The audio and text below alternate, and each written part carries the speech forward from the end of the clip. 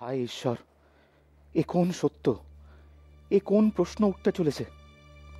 আমার জীবনে যে শ্রদ্ধা, সম্মান, ভালোবাসা আমি অর্জন করেছি, তা এক মুহূর্তে ধ্বংস হয়ে যাবে না তো? মিহিরকে নিয়ে যদি কুৎসিত রাজনীতি শুরু হয়, তখন আমি কি করব? দেবী গোদাবরীরা যদি ঘুণাক্ষরে উপলব্ধি করতে পারেন যে এই পরিকল্পনার মধ্যে মিহিরও জড়িত ছিল, তাহলে তাহলে যে আমার পায়ের তলা থেকে মাটি সরে যাবে। না, কিছুতেই তা হতে পারে না।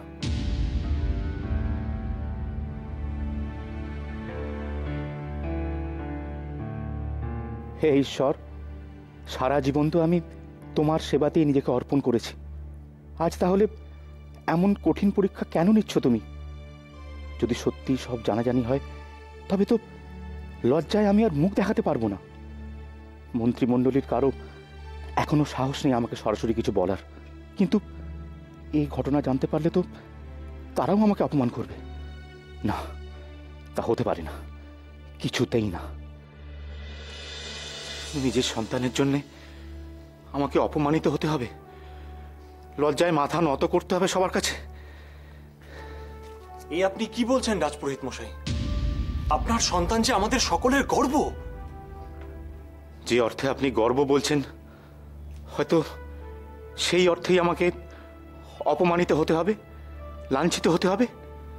না না, এই কথা মনেও ঠাঁই দেবেন না। মিহির যে সাহস দেখিয়েছে, যেভাবে খনার পাশে গিয়ে দাঁড়িয়েছে, সেটা ভাবলেই যে আমার বুক গর্বে ভরে যায়। এটাই তো দ্বিধা, এটাই দ্বন্দ্ব। খনাকে সাহায্য করা মানে মহারাজকেই সাহায্য করা, মহারাজের প্রতি বিশ্বস্ত থাকা। কিন্তু তাহলেও কি ভাবছেন রাজপুরোহিত মশাই? না মানে, আচ্ছা, মহারাজ আর রানীমা যে চূড়ান্ত দুশ্চিন্তায় দিন কাটাচ্ছেন, সেটা আপনি ভাবছেন না? এই পদ্ধতি ছাড়া আর কি অন্য কোনো পথ ছিল না? না, সত্যিই ছিল না। কিন্তু আমার সন্তান কি ঠিক কাজ করলো অন্য আরেক পিতামাতাকে দুশ্চিন্তায় রেখে? এই প্রশ্নটাই আমি আচার্যদেবকে করাতে সঠিক উত্তর পেয়েছি। এই পদ্ধতি নিয়ে আমার মনেও দ্বিধা ছিল, কিন্তু আচার্যদেবের মতানুযায়ী মিহির এক অসাধারণ কাজ করেছে। আচার্যদেব নিজেই কথা বলেছেন? হ্যাঁ, ওনার মতানুযায়ী একজন ব্রাহ্মণ সন্তানের সৈনিকের মন হওয়া উচিত, মনে অনেক সাহস থাকা উচিত, অনেক বড় মনের হওয়া উচিত। আর মিহিরের মধ্যে এই সবকটি গুণই রয়েছে। আচার্যদেব যে মিহিরের জীবনে কতটা গুরুত্বপূর্ণ তা আমি জানি। ওনার স্নেহ, আশীর্বাদ যদি ওর ওপর বর্ষায়, তাহলে মিহিরের জীবন ধন্য হবে।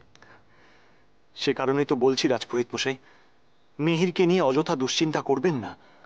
আচার্যদেবের আশীর্বাদ ওর সাথে আছে। কিন্তু সংশয় যে একটা থেকেই যাচ্ছে।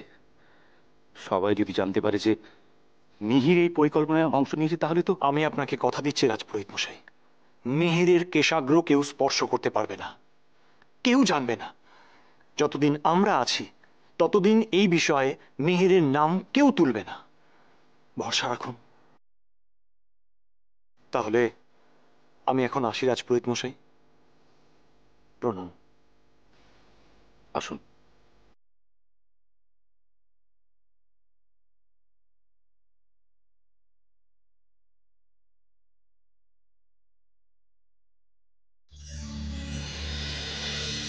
হে ঠাকুর, এ তুমি আমার কি পরীক্ষা নিচ্ছ? প্রাসাদে কেউ যে আমায় বিশ্বাস করছে না। খনা কোথায় আছে আমি কিচ্ছু জানি না, কিন্তু সবাই ভাবছে আমি আমার মেয়েকে।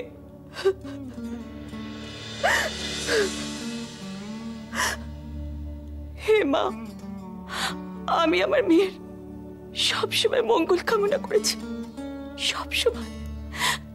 তবু এদিন তুমি কেন দেখালে? কেন সবার সামনে আমাকে অপরাধী করে দিলে? আমি আর এই জীবন রক্ষা করতে চাই না, আমি এই জীবন রক্ষা করতে চাই না। এর থেকে মৃত্যুই আমার ভালো। এসব কথা বলো না দিদি। আমরা সবাই জানি, সবাই বিশ্বাস করি। তুমি জানো না যে খনা কোথায় আছে? কিন্তু সমৃদ্ধি, প্রাসাদে যে কেউ আমাকে বিশ্বাস করছে না। আমার খনা কোথায় আছে, কি করছে, আমি কিচ্ছু জানি না। দেশে টানি হয়ে এই অপমান মাথায় নিয়ে খনার ক্ষতি চেয়ে আমি এ জীবন রাখতে চাই না। কে বলেছে তুমি খনার ক্ষতি চেয়েছ? ঐশিকা, যাদের কথায় তুমি এতটা উত্তেজিত হচ্ছ, তুমি কি সত্যি মনে করো যে তারা তোমার মঙ্গল চায়? কিন্তু রাজিমা, সত্যি সত্যি যদি আমার আমার কোনো ক্ষতি হয়, আমি যে কখনো নিজেকে ক্ষমা করতে পারবো না, কখনো না। দিদি, দিদি, ওভাবে কান্নাকাটি করে কোনো লাভ নেই। সময় আরো কঠিন হয়ে উঠছে। এখন দৃঢ়চেতা না হলে লড়াই করা অসম্ভব হবে। তার মানে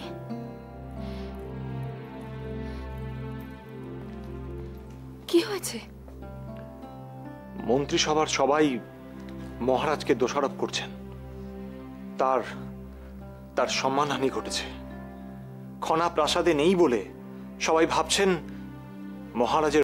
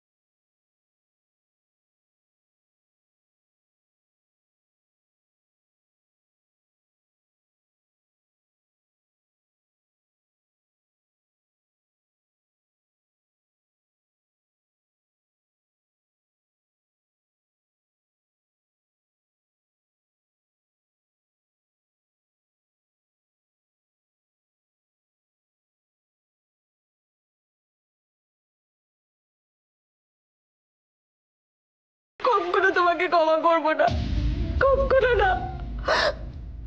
তোমাকে ভাই নয়, আমার শত্রু হিসেবে ভাববো, আমার শত্রু।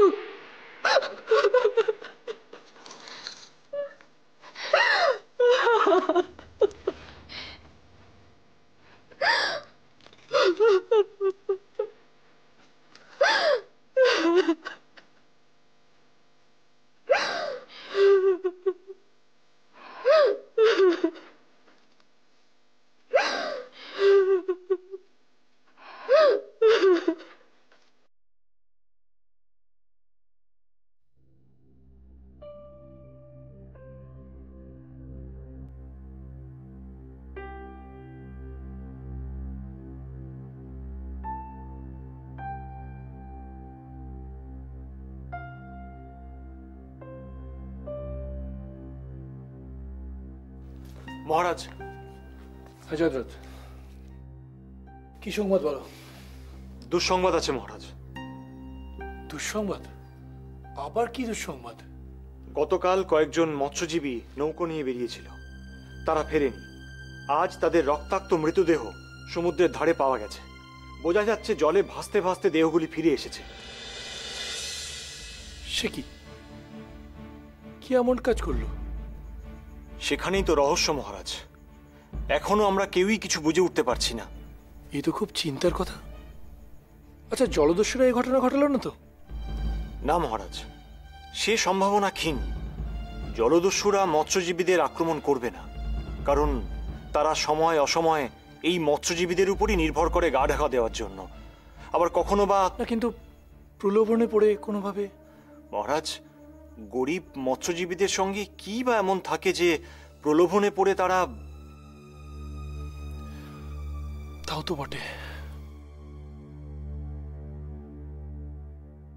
এই মুহূর্তে আমরা আর কি বা করব মহারাজ? তুমি এই কথা বলছো জয়দ্রথ? তুমি না প্রধানমন্ত্রী? সুরক্ষার দায়িত্ব তো তোমারই, আর তুমি কি না। না মহারাজ, আমি আপনার পরামর্শ চাইছি মাত্র। পরামর্শ?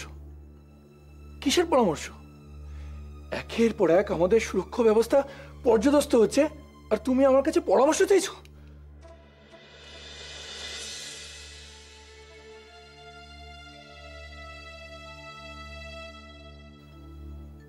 ক্ষমা করবেন মহারাজ, সব অপরাধ আমারই। আপনার যদি মনে হয় যে আমি আমার পদের প্রতি সুবিচার করতে পারছি না, তাহলে আপনি আমায় বিদায় দিন। আমি স্বেচ্ছায় চলে যেতে প্রস্তুত।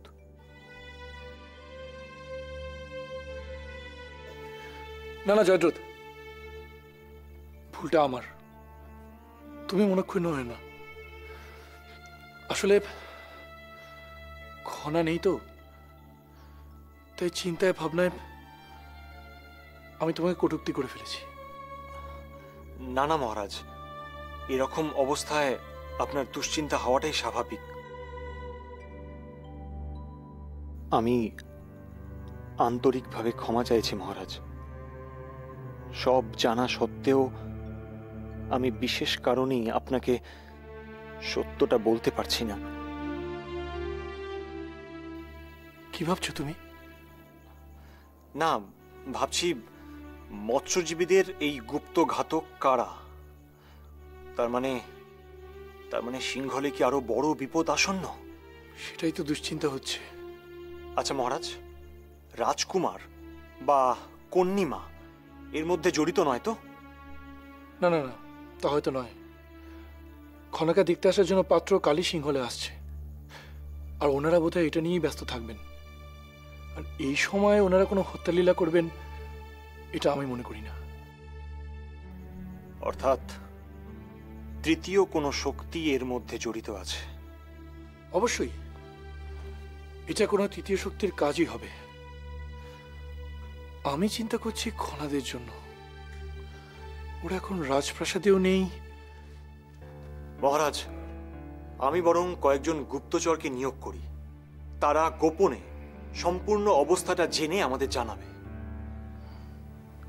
সিংহলকে যেভাবেই হোক বিপদমুক্ত রাখতেই হবে।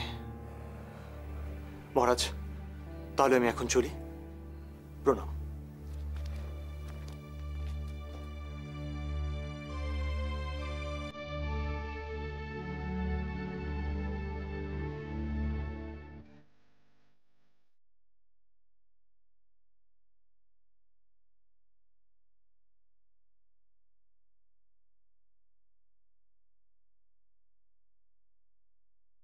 মিহির, মিহির, কি ব্যাপার খনা, তুমি এত রাত্রে?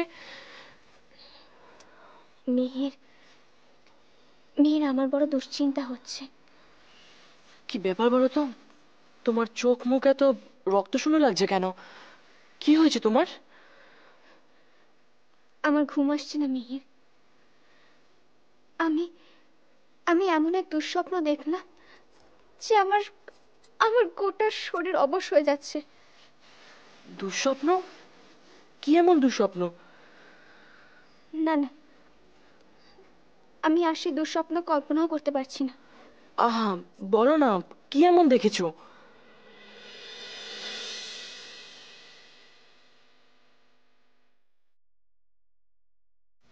আমি দেখলাম এক প্রবল ঢেউ এসে গোটা সিংহলকে ভাসিয়ে নিয়ে চলে গেল। সে ভয়ঙ্কর দৃশ্য। আর আর সেই দুঃস্বপ্ন দেখার পরে আমার সমস্ত শরীর অবশ হয়ে যাচ্ছে।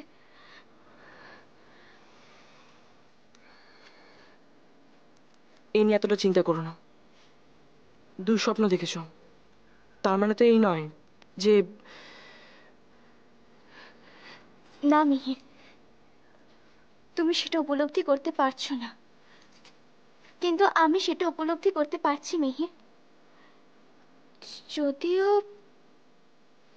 যদিও বাইরের প্রকৃতি স্বাভাবিক, কিন্তু আমি আকাশে তারাদের যে অবস্থান দেখলাম তা কিন্তু খুব একটা স্বাভাবিক নয়।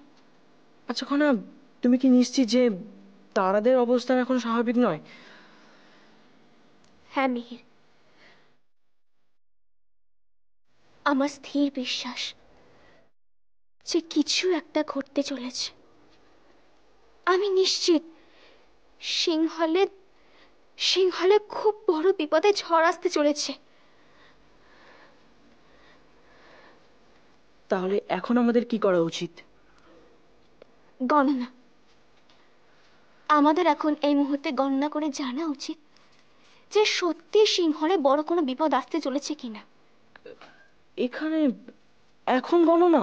হ্যাঁ মিহির, আমাদের আর কাল বিলম্ব করা উচিত হবে না। ঠিক আছে, আমি প্রস্তুত।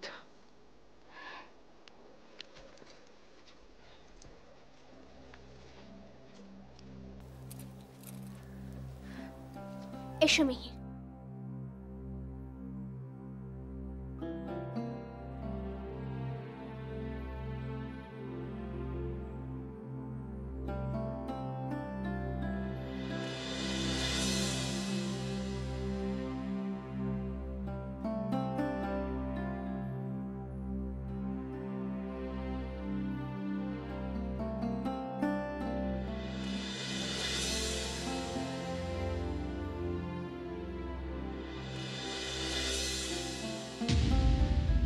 সত্যি তো খুব বড় বিপদ আসছে খনা। আমার মনে তো কুডাক ছিল, কিন্তু মিহির, এই বিপদ ঠিক কি প্রকারের সেটা কি তুমি স্পষ্টভাবে উপলব্ধি করতে পেরেছো? না খনা, তা পারিনি। তুমি? আমিও পারিনি মিহির, কিন্তু বিপদটা কি প্রকারের সেটা তো আমাদের জানা দরকার। তাহলে কি এই গণনা তুমি আরেকবার করবে? না মিহির, এই গণনাতে এর থেকে বেশি আর কোনো ফল পাওয়া যাবে না। তাহলে? তাহলে চলো মিহির, আমরা হাত ধরে সেই বিশেষ প্রক্রিয়া গণনা করি। মিহির, যেভাবেই হোক না কেন আমাদের এই আসন্ন বিপদ সম্পর্কে অবহিত হতেই হবে।